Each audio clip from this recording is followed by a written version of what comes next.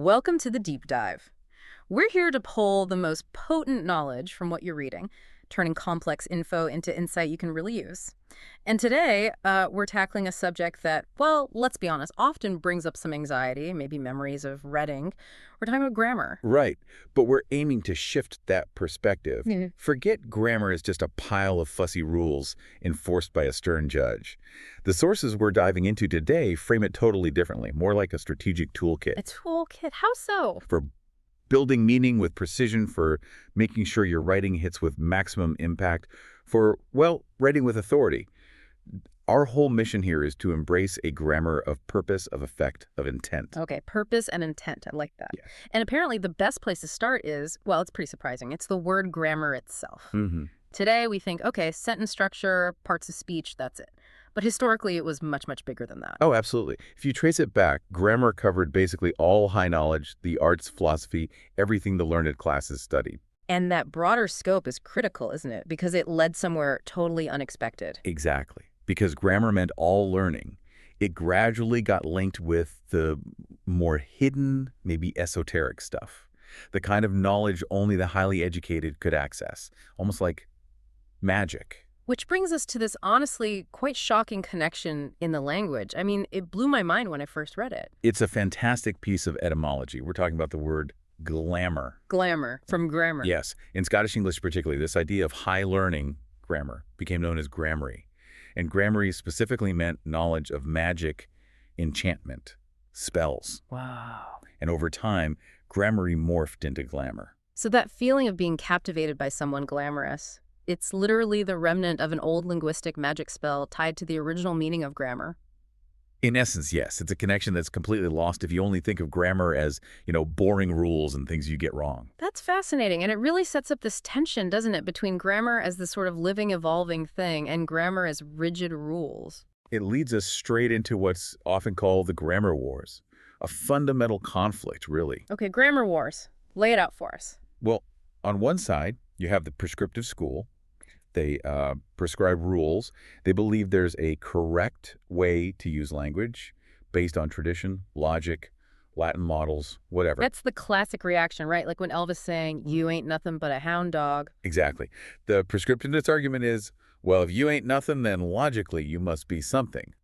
They hate that double negative. They're focused on how language should be. Correct. But then you have the descriptive school. They're not judging.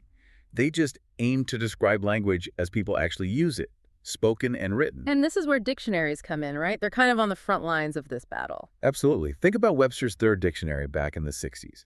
When it included ain't, I was basically saying don't use this, there was uproar. People saw description as endorsement. Precisely. Conservatives felt the dictionary was lowering standards by just, observing how people talked. So different dictionaries take different approaches. The Oxford English Dictionary, the OED, that's more like a historical record.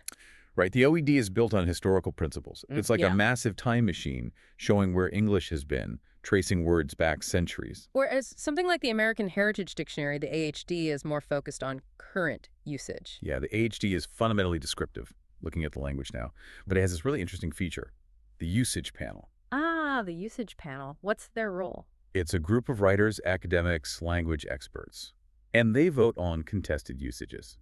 Is it appropriate? Is it common in educated speech and writing? It's not laying down the law exactly, but offering guidance, an escape hatch, as one source calls it. Okay, guidance, not rules. But does that guidance always seem logical? Is there an example where the panel's decisions felt a bit arbitrary? Oh, definitely. The classic case is the sentence adverb hopefully. Hmm. For years, the AHD usage panel really disliked using hopefully to mean I hope, like in hopefully it won't rain. Why? What was the argument? They argued it was ambiguous, that it should mean in a hopeful manner. But here's the kicker. That same panel was perfectly fine with very similar adverbs used the same way, like mercifully. And mercifully, the lecture ended. So wait, mercifully it ended is fine, but hopefully it won't rain is bad, even though the structure's identical. That was the stance for a long time. It shows how convention can be, well, quirky. It's shaped by human judgment, not always pure logic. Thankfully, usage has shifted, and hopefully is widely accepted now. Okay, so we've got these big philosophical battles. Let's zoom right in, though. If grammar is a toolkit, we need to understand the smallest parts. Letters, words. Yes, and the sources suggest a really neat exercise. Try adopting a favorite letter. Get a feel for its personality. A favorite letter, like Z. Why not? Think about Z. At the start of words, it feels playful, zany, zoo, zippy. Right.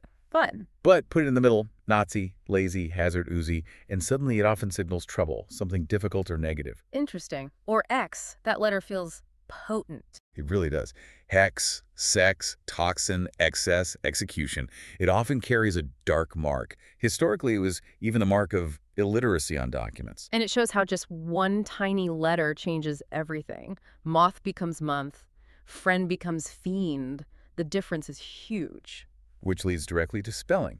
It matters, obviously, not just to avoid, say, mixing up public and pubic, Yeah, that's a bad one. but because spell checkers aren't foolproof. They miss errors when you use the wrong, correctly spelled word. Ah, the classic example. Someone meant to write angel face on a jacket, maybe Angel, but they type Angle. Exactly. Spell check sees angle, thinks, yep, that's a word, and gives it a pass. Intent completely lost. So precision matters right down to the letter. What about choosing words? The thesaurus comes into play here, right? The treasury of words. It does, but strategically.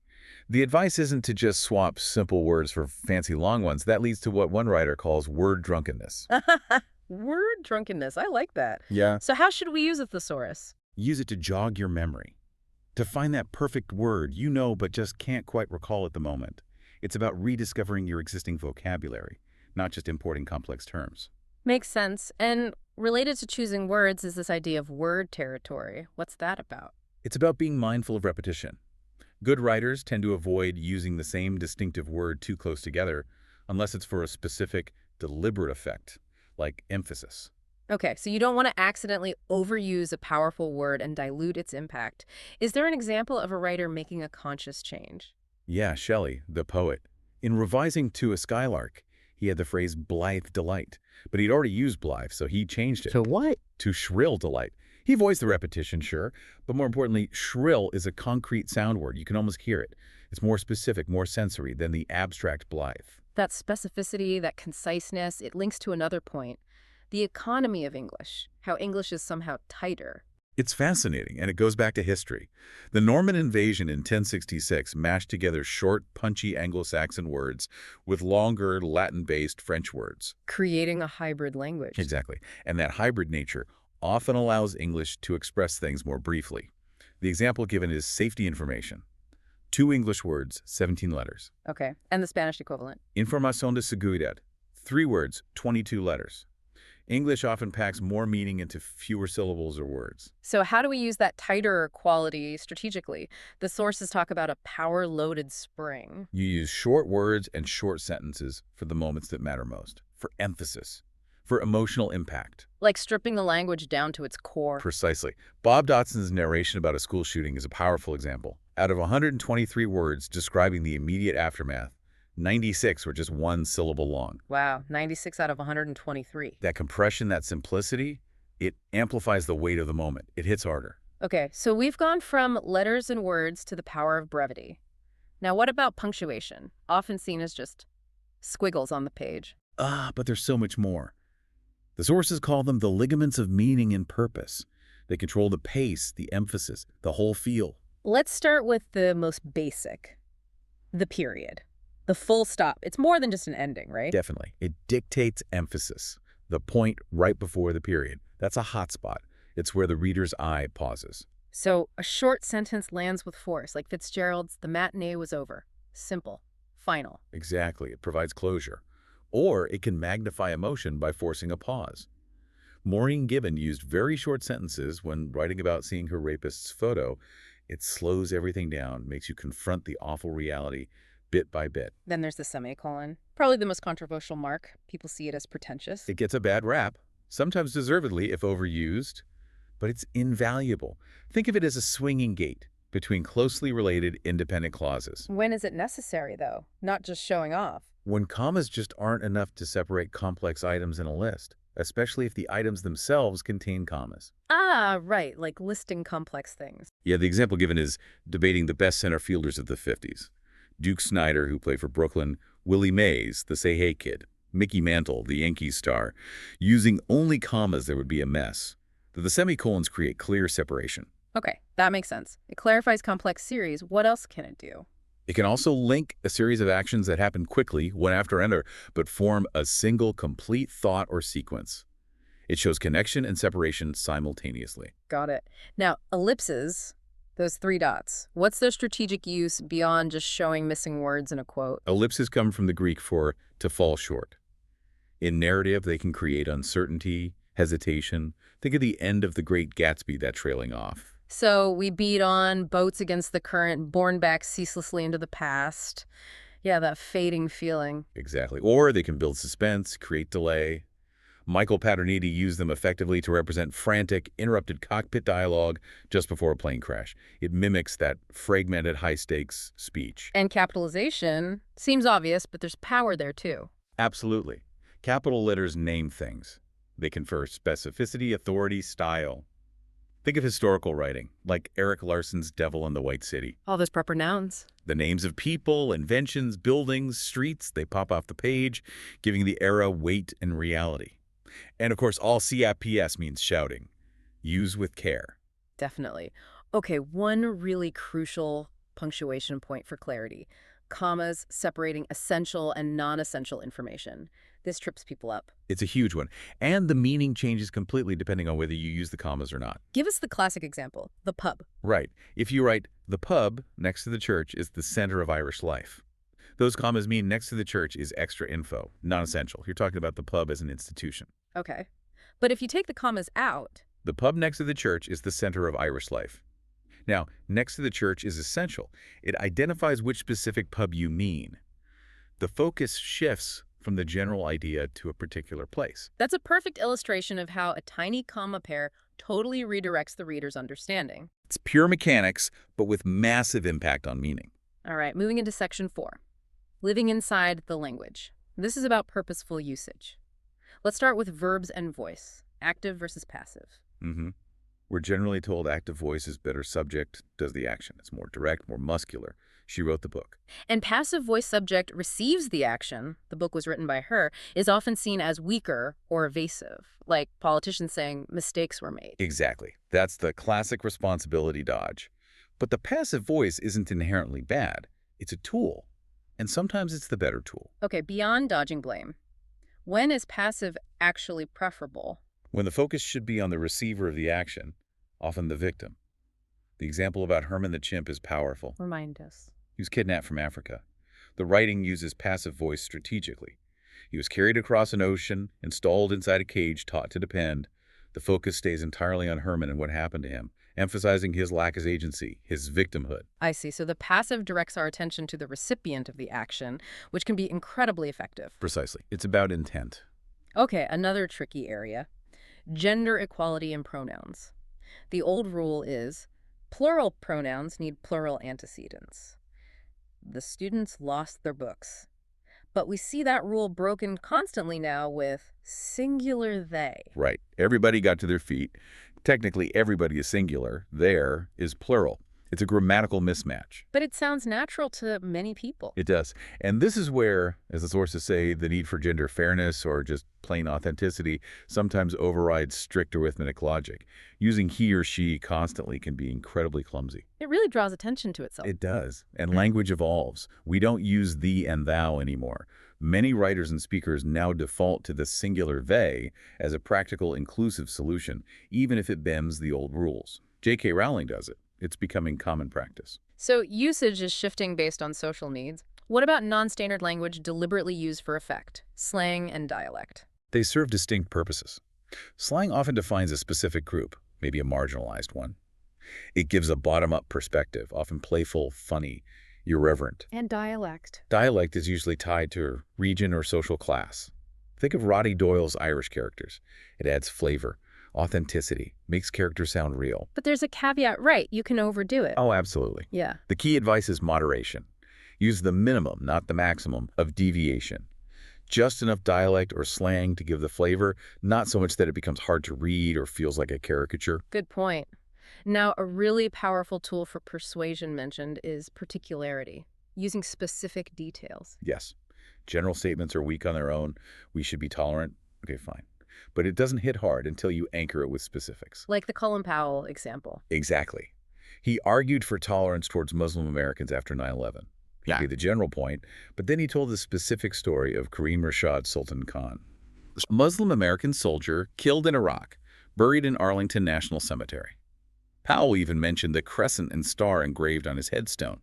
That particularity makes the general argument unforgettable, human, powerful. It grounds the abstract idea in reality. And there's that fun example, too, about the bra. Ah, yes. The reporter chasing the story of a woman whose bra supposedly deflected a bullet. The initial report was vague, just a bra. But the reporter dug deeper. Was it maiden form? No. The woman corrected her. She was a Playtex girl.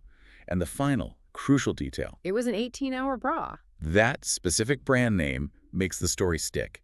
It adds this layer of concrete, slightly absurd detail that's just gold. It shows no detail is too small if it adds specificity and credibility. Love it. Finally, let's touch on the grammar of new forms. Digital communication texts, Twitter. It forces extreme brevity. 280 characters isn't much. It's not much space, no. But the sources argue this isn't the death of language, it's just a new genre. With its own rules. Exactly. Effective digital writing requires sharp focus, conciseness, maybe fragments, abbreviations, but still relies on those core principles, especially particularity. Can you give an example? Joanna Smith's Twitter reports from the Haiti earthquake were cited. Even in 140 characters back then, she could paint vivid scenes like little boys playing with toy cars they'd made from empty juice bottles and caps. Tiny details, huge impact, delivered briefly. So the tools adapt, but the goal of clear, impactful communication remains. That's the idea. Master the constraints of the form. Okay, we have covered a lot of ground today. From grammar's surprising link to glamour and magic, all the way to tweeting from a disaster zone.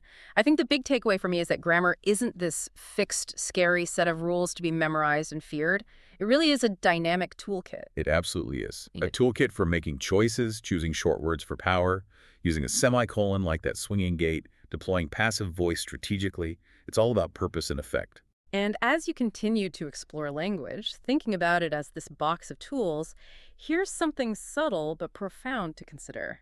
The difference between denotation and connotation. Yes. Crucial distinction.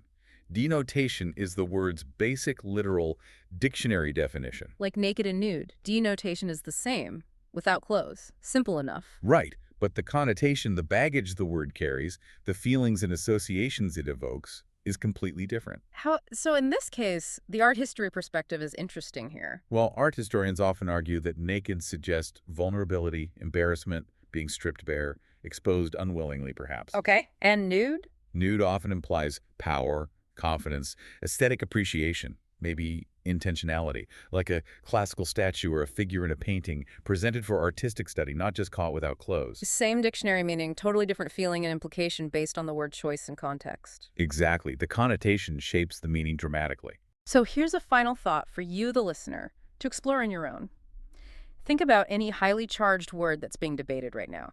Any word that carries a lot of emotional weight. Ask yourself, what's its denotation, its literal meaning, and then what's its connotation? What feelings, ideas, and judgments does it usually trigger in conversation? And how does that common association, that connotation, change how powerful the word feels? Does it make the subject seem helpless or powerful? How does the context, formal speech, casual chat, online argument shift that feeling? Start looking for that hidden layer of meaning, that magic spell of connotation within the words themselves. It's where a lot of the real power of language lies.